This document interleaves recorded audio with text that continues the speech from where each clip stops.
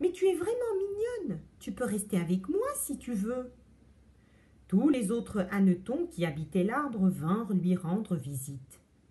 Ils regardèrent Poussette avec étonnement, surtout les demoiselles hannetons. Elle n'a tout de même que 2 pattes.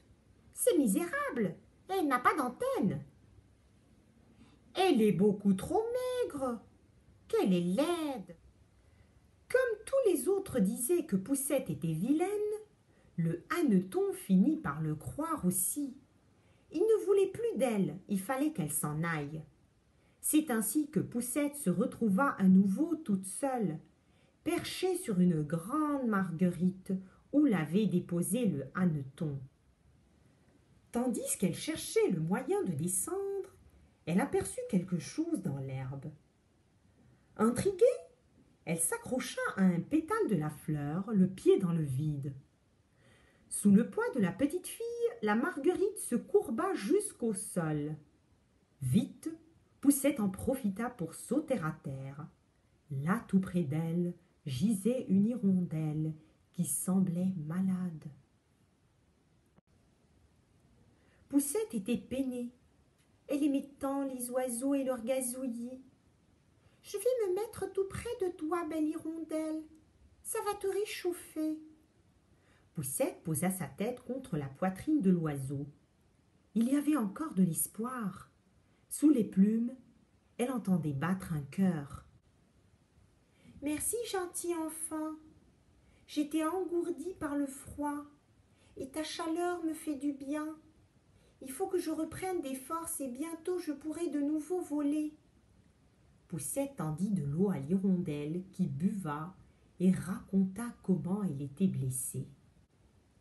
À l'automne, toutes les hirondelles s'envolent vers les pays chauds. Mes sœurs sont déjà parties, mais moi j'ai trop traîné. Un matin, j'ai eu tellement froid que je suis tombée du ciel. Le choc a été terrible. Oui, et nous voilà sans famille toutes les deux. Qu'allons-nous devenir? Ne t'inquiète pas, petite. Je suis en pleine forme maintenant. L'hiver sera bientôt là. Je dois m'envoler jusqu'au pays où le soleil brille toujours. Viens avec moi. Tu pourras voyager sur mon dos, d'accord? Et ainsi, l'hirondelle l'éleva haut dans les airs, au-dessus de la forêt et au-dessus de la mer. Poussette se recroquevillait contre les plumes chaudes de l'oiseau, passant juste la tête pour voir les paysages splendides. Après un long voyage, elles arrivèrent enfin au pays chaud. Le soleil était beaucoup plus lumineux qu'ici. Dans les arbres pendaient des citrons et des oranges, et ça sentait la menthe. Et au bord de la mer bleue se trouvait un vieux château de marbre d'une blancheur éclatante. Sur les toits, on apercevait des tas de nids d'hirondelles. « Voilà ma maison. Mais si tu veux te chercher une des magnifiques fleurs qui poussent autour, je te dépose. Tu seras très bien. »« Oh oui, parfait. Merci, belle hirondelle. Tu seras toujours mon amie. Reviens me voir quand tu veux. »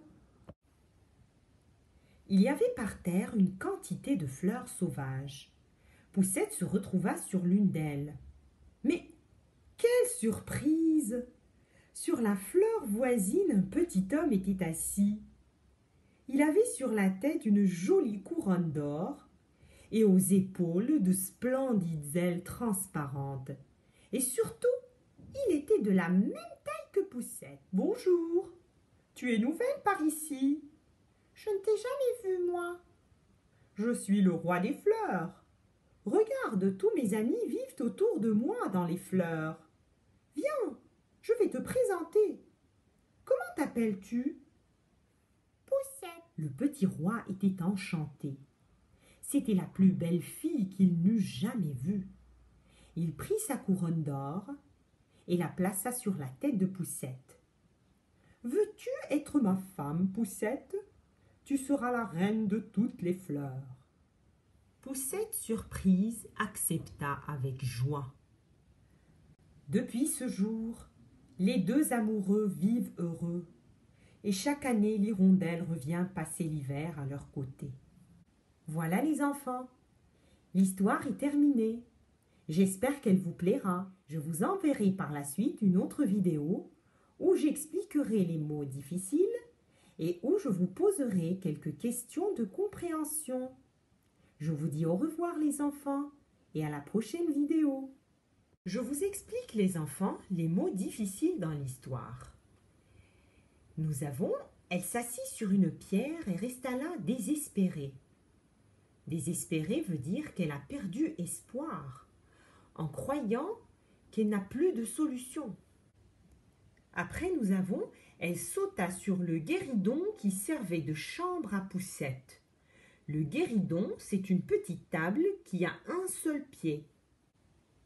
Après, nous avons intriguée. Poussette était intriguée lorsqu'elle a vu quelque chose dans l'herbe. Cela veut dire qu'elle était étonnée. Puis nous avons là tout près d'elle gisait une hirondelle qui semblait malade. Gisait veut dire allongée sur le sol. Poussette était peinée veut dire qu'elle était triste de voir l'hirondelle souffrante, surtout qu'elle aimait beaucoup les oiseaux et leur gazouillis. Puis nous avons l'hirondelle a dit à Poussette qu'elle était engourdie par le froid. Cela veut dire qu'elle était paralysée. Elle ne pouvait plus bouger à cause du froid.